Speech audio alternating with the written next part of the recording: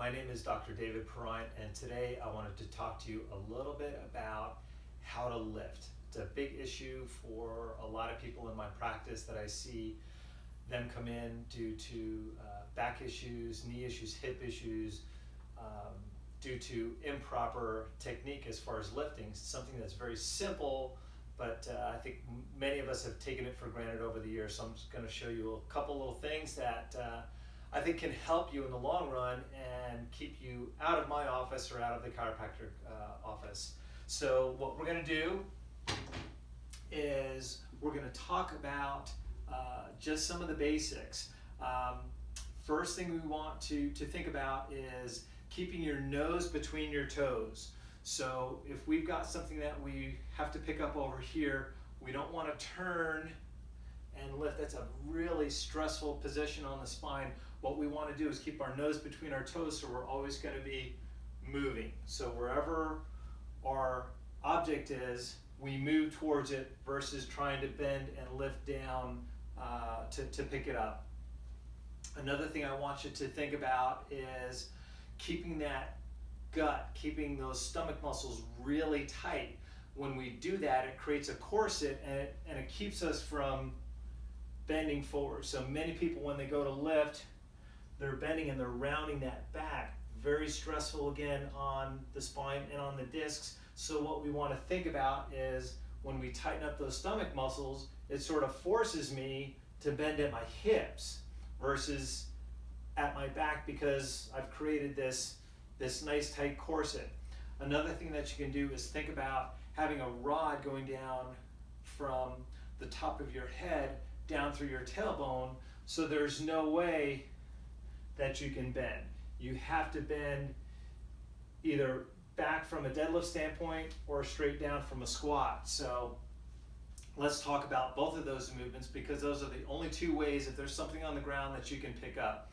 Many people are afraid of the word squat or deadlift. They think of a heavy power lifter, but there's no other way to pick something off the ground besides those two things. So we want to be able to do them correctly. That's the important thing. So the first thing we're going to do is we're going to talk about a squat, and we're going to have our feet a little bit wider than shoulder length, and the toes are going to be pointed out. A lot of people, when they squat, their knees are close in, the toes are pointing forward, and this is the movement. That is going to cause tremendous amount of stress and strain on the knees, and it's just a bad movement. So we want to go toes out, and then think about what we're going to do is we're going to track our legs over our toes. So we're sort of going to go out in this kind of movement. You see this a lot of times with ballerinas. Going into that movement. So we're going to keep stomach muscles tight, rod going through, those toes are out, and with that squat movement, we're going to have everything very close to the body, and we're just going to go down and lift up. Now that might be hard for some people with knee problems. Do the best that you can, okay? But we want to stay away from that rounded back movement.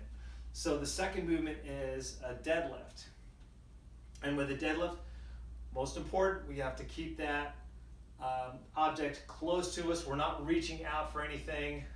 We're going to get up close to it. So with a deadlift, what we're thinking about is most people, when they go to bend down for something, they just start bending here. Legs are straight.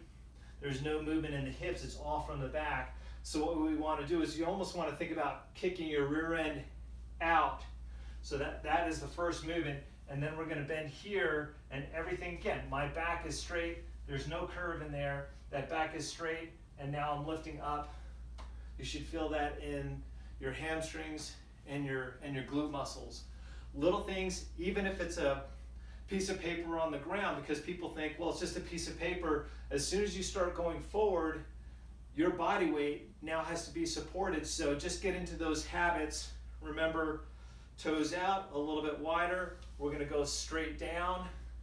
With a deadlift, we're going to kick that rear end back, and we're going to keep that back straight. So hopefully that helps. Little things, it's like brushing and flossing your teeth.